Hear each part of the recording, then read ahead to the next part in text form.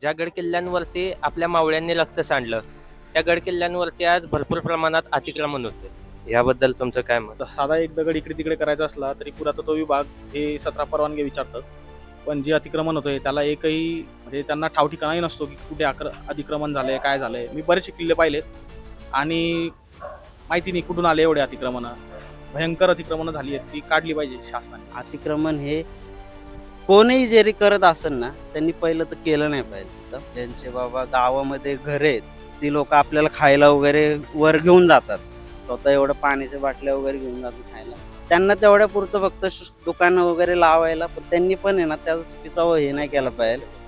म्हणजे पारच मग आमचंच आहे आणि आम्ही कसंही करू नाही का, इथं आम्ही कुठेही कचरा टाकू असं केलं नाही पाहिजे. त्यांना एक जाणीव असली पाहिजे की आपण बाबा शिवभक्त सगळ्या लोकांसाठी आपण वर येत असतो. एक रिस्पेक्टफुली त्यांनी त्यांचा व्यवसाय केला पाहिजे आणि आपण पण त्यांचा रिस्पेक्ट करून बाबा तो काय कचरा वगैरे असेल तो खाली आणला पाहिजे.